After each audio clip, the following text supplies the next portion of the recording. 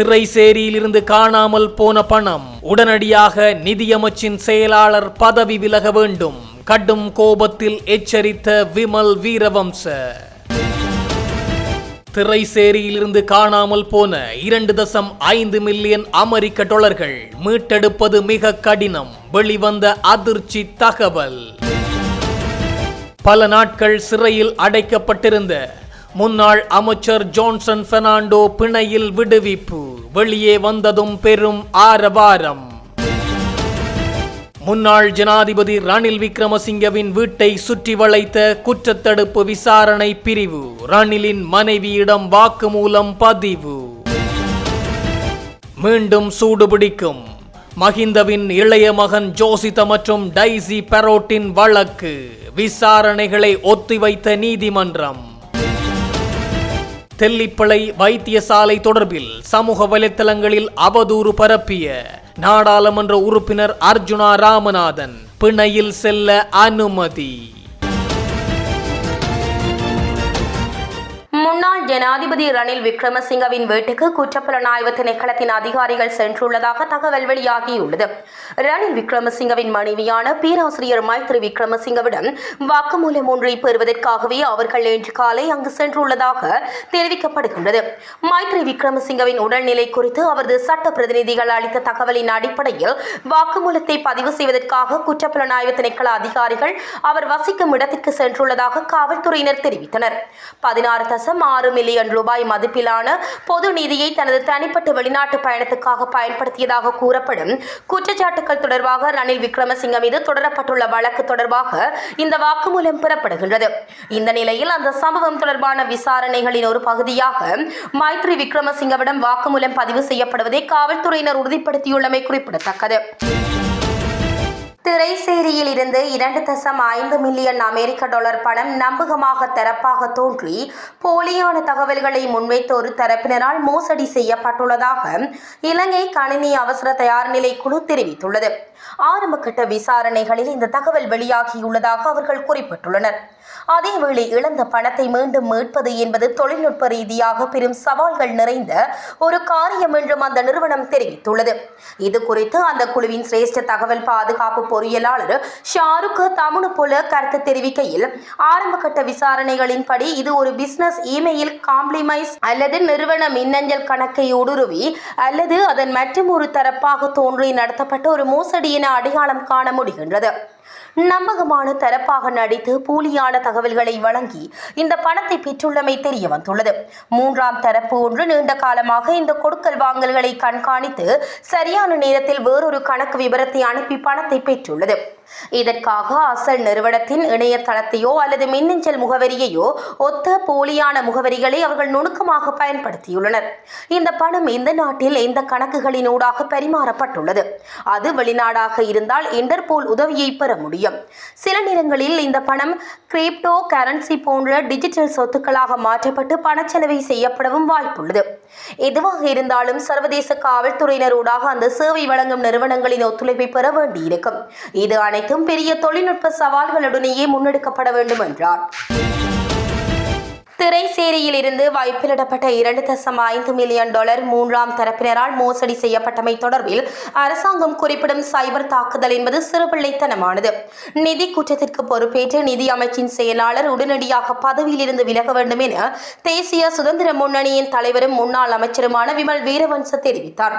பத்திரமுல்லை பகுதியில் உள்ள தேசிய சுதந்திர முன்னணியின் காரியாலயத்தில் வெள்ளிக்கிழமை நடைபெற்ற ஊடகவியலாளர் சந்திப்பின் போது மேற்கண்டவாறு குறிப்பிட்டார்.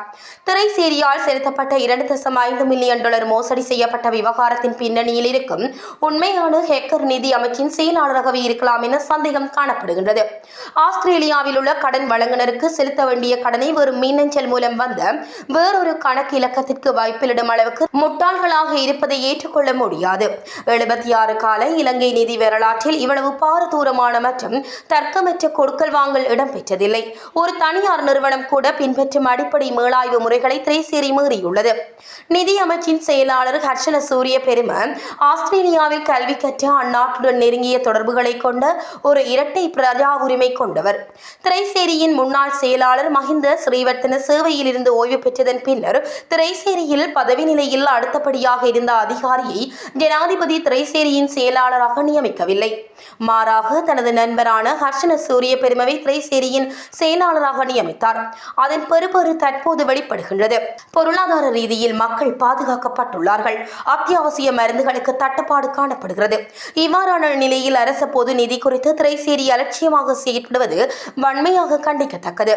அண்மையில் தேசிய அபிவிருத்தி வங்கியில் இடம்பெற்ற 13.2 பில்லியன் ரூபாய் கிரிப்டோ மோசடி, டீசல் கப்பல்களுக்கு மேலதிகமாக $38 மில்லியன் செலுத்தியமை மற்றும் நிலக்கரி மோசடி என அனைத்தும் இந்த அழிவுகரமான அரசாங்கத்தின் தோல்வியடைந்த ஆட்சியின் பிரதிபலனாகும். நிதி அமைச்சரான ஜனாதிபதிக்கு முதுகெலும்பு இருந்தால் நிதி அமைச்சின் செயலாளரை உடனடியாக நீக்க வேண்டும்.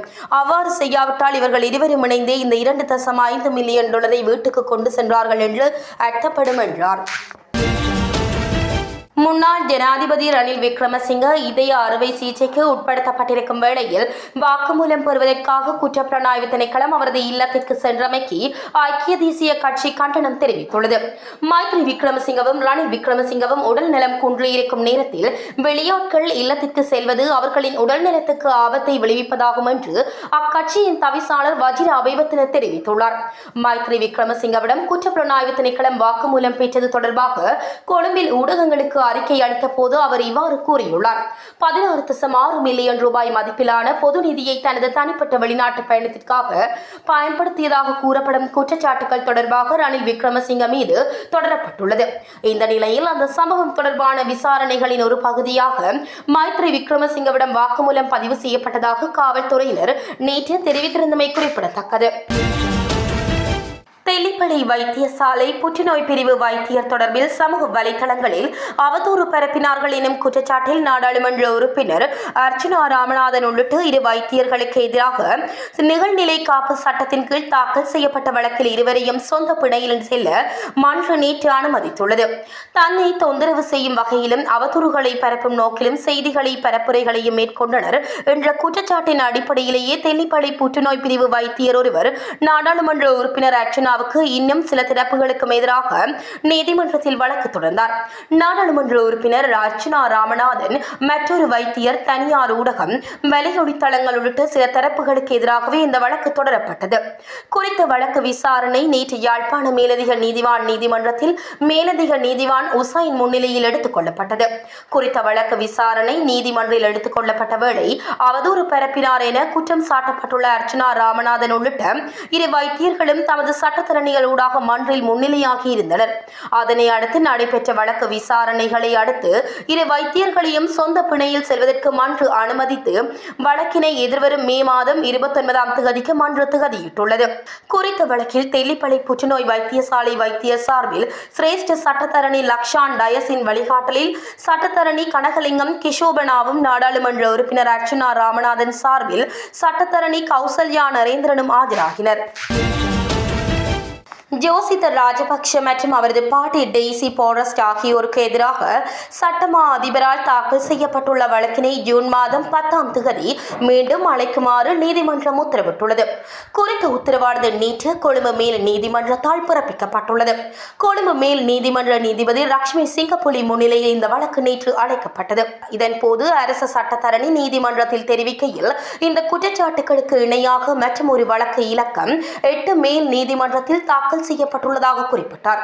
அந்த வழக்கிற்காக திருத்தப்பட்ட குற்றப்பத்திரிகையை தாக்கல் செய்ய உத்தரவிடப்பட்டுள்ளதாகவும் அதற்கமைய இந்த வழக்கிற்கும் திருத்தப்பட்ட குற்றப்பத்திரிகையை தாக்கல் செய்ய வேண்டியிருக்கும் என்றும் அரசு சட்டத்தரணி சுட்டிக்காட்டினார். இது தொடர்பான நடவடிக்கைகளின் முன்னேற்றத்தை அறிவிப்பதற்காக திகதியொன்றை வழங்குமாறு அரசு சட்டத்தரணி நீதிமன்றத்திடம் கோரிக்கை விடுத்தார். அதன்படி இந்த வழக்கினை ஜூன் மாதம் 10ஆம் தேதி மீண்டும் அழைக்க உத்தரவிட்ட மேல் நீதிமன்ற நீதிபதி அன்றைய தினம் இது தொடர்பான முன்னேற்றத்தை அறிவிக்குமாறும் கட்டளையிட்டார்.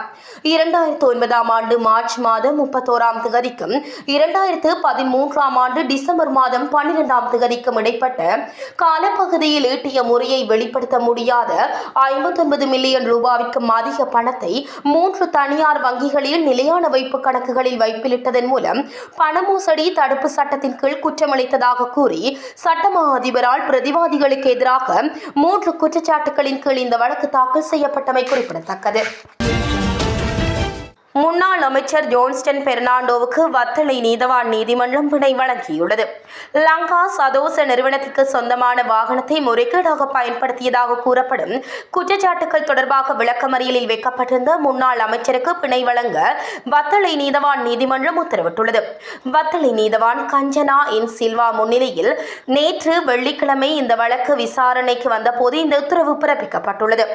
இதன்போது முன்னாள் அமைச்சர் ஜோன்ஸ்டன் பெர்னாண்டோவை 25,000 ரூபாய் ரொக்க பிணை மற்றும் தலா 5 லட்சம் ரூபாய் பெறுமதியான 4 சரீர பிணைகளில் செல்ல அனுமதிக்குமாறு நீதவான் உத்தரவிட்டுள்ளார்.